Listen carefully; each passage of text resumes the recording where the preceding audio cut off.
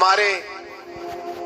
قادریہ سلسلے کے ایک شیخ گزرے امیر سید عبدالواحد بلگرامی رحمۃ اللہ علیہ، بہت بڑے درویش تھے، اعلیٰ حضرت کا پیر خانہ موریرہ شریف اور میرارہ والے بلگرام کے مرید ہیں۔ بلگرام سید میر عبدالواحد بلگرامی کے پاس ایک نوجوان آیا تو اس نے آ کر کے عرض کی کہ حضور میں جوان ہوں، تو جب سے سنا نا مر جانا ہے، قبر میں جانا ہے، جنازہ دیکھا ہے، قبر میں بندے کو اترتے دے، مجھے موت سے بڑا ڈر لگتا ہے،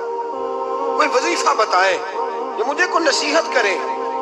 تو میر عبدالواحد بلگرامی رحمۃ اللہ علیہ فرمانے لگے بیٹے تیری جیب کس طرح کی ہے، پیسے کس طرح کے؟ کہنے لگا حضور بڑا کرم ہے اللہ کا، مالدار ہوں، خوشحال ہوں۔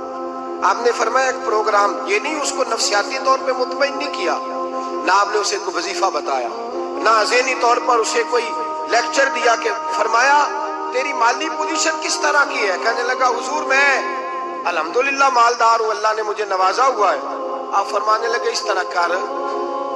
روزانہ کی بنیاد پہ صدقہ دینا شروع کر، اور فرض نماز کے ساتھ ساتھ روزانہ کی بنیاد پر چند نفل پڑھنے شروع کر، صدقہ روز دے، 10 روپے دے لیکن دینے روزانہ ہے، 15 روپے دے لیکن دینے روزانہ ہے، روزانہ کی بنیاد پر صدقہ کر۔ بچہ کہتا میں بھی حیران تھا کہ حضرت میں تو وظیفہ پوچھنے آیا تھا کہ موت سے ڈر لگتا ہے، انہوں نے مجھے صدقے پہ لگا دیا، نفل پہ لگا دیا، وہ تو کام میں کر رہا ہوں۔ خیر بزرگ تھے، وظیفہ پڑھنے لگا، صدقہ دینے لگا، اللہ اللہ کرنے لگا۔ فرماتے ہیں کچھ دن بیت گئے تو میر عبدالواحد بلگرامی رحمۃ اللہ علیہ 6-7 ماہ کے بعد دوبارہ ملاقات ہوئی تو فرمانے لگے بیٹے اب تیرا کیا حال ہے؟ تو وہ نوجوان کہنے لگا حضور اب مجھے مرنے سے ڈر نہیں لگتا، بلکہ اب تو میرا مرنے کو دل کرتا ہے، تو دل کرتا ہے، ڈر نہیں لگتا، اب دل کرتا ہے۔ اور حضور آپ نے میرے ساتھ کیا کیا ہے کہ میرا تو دل کرنے لگا ہے مرنے کو، خوف نکل گیا ہے،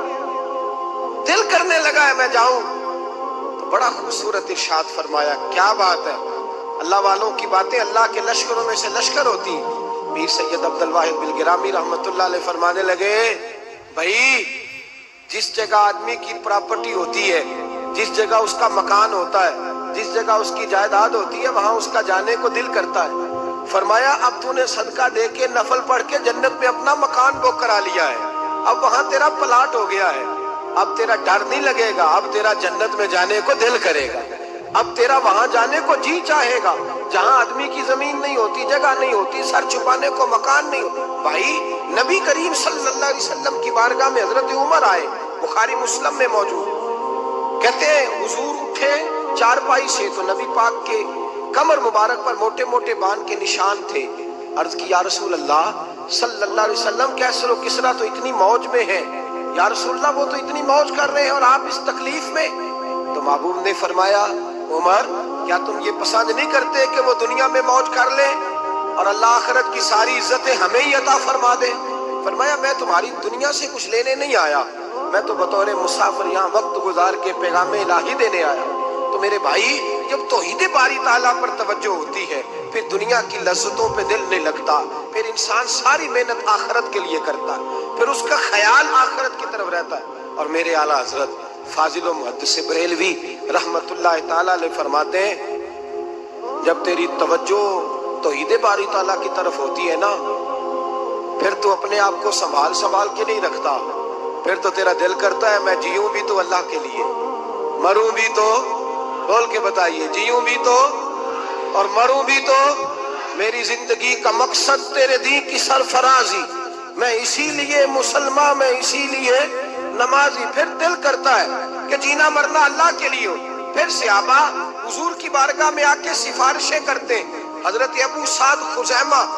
بڑی عجیب حدیث اور بڑا نرالا رنگ اس روایت کا، حضرت ابو سعد خزیمہ رضی اللہ تعالیٰ عنہ، ان کے بیٹے، ان کا نام سعد تھا، بیٹے بدر میں شہید ہو گئے۔ حضور نے احد کے لیے اعلان کیا تو حضرت خزیمہ